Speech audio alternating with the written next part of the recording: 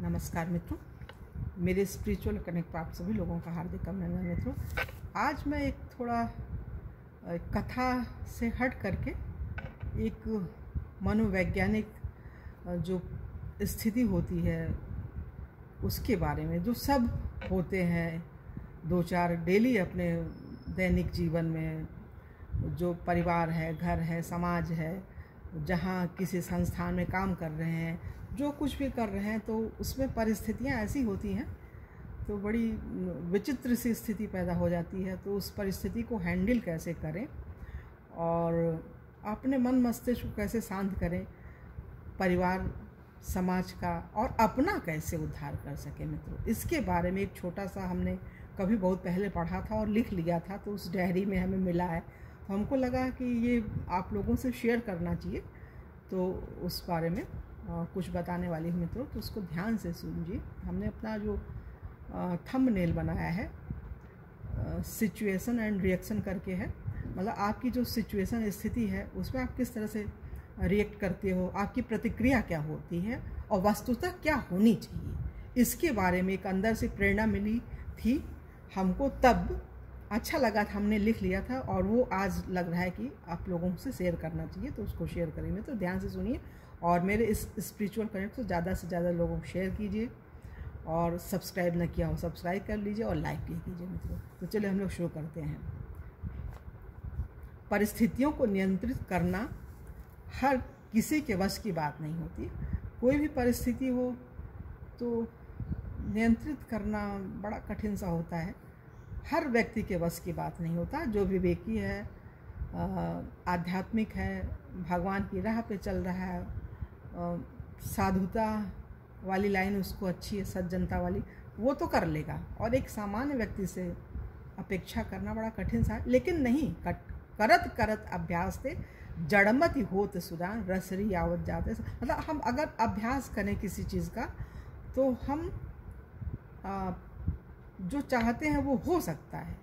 घर परिवार में हर तरह के लोग होते हैं ना, तो ऐसा नहीं है कि हम उन्हें उसी स्तर पर हो करके वही रिएक्ट करें। भाई, मूर्खों और बच्चों की बात का बुरा नहीं मानना चाहिए। मिलते हैं हर घर में, हर परिवार में, हर समाज में, हर संस्थान में लोग होते हैं ऐसा। तो हम उस समय क्या व्यवहार करें, कैसे करें, इसके बारे में फिर से सुनिए मित्रों ध्यान। परिस्थितियों को नियंत्रित करना हर किसी के वश की बात नहीं होती, किंतु अपनी प्रतिक्रिया को यदि आप चाहें तो नियंत्रित कर सकते हैं। यह आप पर निर्भर है कि अपने दर्द को अपशब्द में बदलते हैं या अच्छी भाव प्रवण कविता, मतलब या अपशब्द तो अच्छी चीज़ नहीं है ना, सह लेना, सुन लेना या अच्छे शब्दों में अपनी बात को कह देना।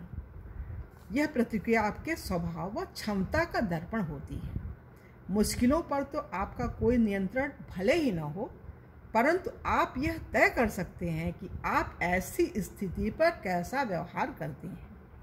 आमतौर पर लोगों की सोच होती है कि सकारात्मक चिंतन का दायरा वहीं तक सीमित होता है जहां तक कि परिस्थितियां नियंत्रण में होती हैं। लेकिन अब ये सोचने और समझने की बात है, याद रखने की बात है। लेकिन संभावनापूर्ण चिंतन जीवन के प्रत्येक क्षेत्र में अमल में लाया जा सकता है, क्योंकि भले ही समस्या पर आपका नियंत्रण न हो, समस्या पर आपका कोई नियंत्रण न हो, किंतु उस पर प्रतिक्रिया को तो नियंत्रित किया ही जा सकता है ना।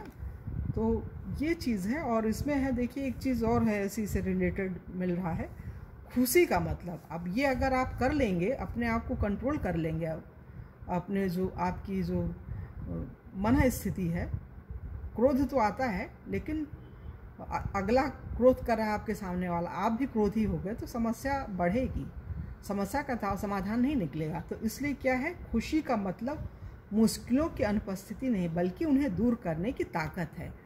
तो खुश रहने के लिए हमें विवेकवान बनना पड़ेगा, आध्यात्मिक बनना पड़ेगा, अच्छी पुस्तकों का सहारा लेना ही पड़ेगा, तभी हम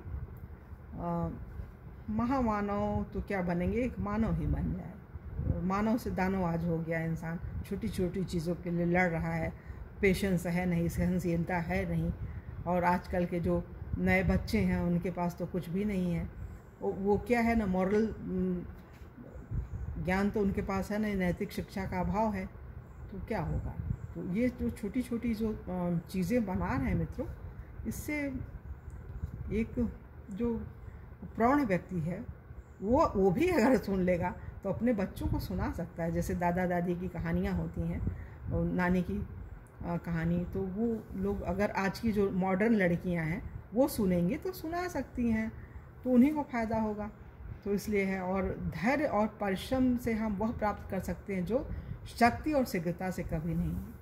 तो ये सब चीज़ें हैं मित्रों, छोटी छोटी चीज़ें हैं जो बहुत कुछ दे के जाती हैं समाज में, जो है एक परिवर्तन की दिशा में कैसे हम बढ़ें। जो कुछ हो रहा है बदले कैसे, समाज में अनीति, अत्याचार, पापाचार जो व्याप्त है उसको दूर करने का एक मात्र उपाय सत्संग है और सुविचार है। सुविचार ये है कि उसको रोज़ पढ़ें, रोज़ बोलें। जैसे आदमी रोज़ नहाता है, रोज़ पूजा करता है, खाना खाता है, अपना काम करता है, वैसे ये सुविचार हमारे जीवन में शामिल हो जाए। तो ये जो टॉपिक है ये सुविचार से ही रिलेटेड था हमारा, तो हमको लगा कि ये दे करके बना दे, इस पर कुछ बोलो। तो ये सुविचार ही है एक तरह से मित्रों, तो ये है। और कल अगली वीडियो आप लोगों से पुनः मिलेंगे, तब तक के लिए जय हिंद, जय भारत, ओम शांति, ओम शांति।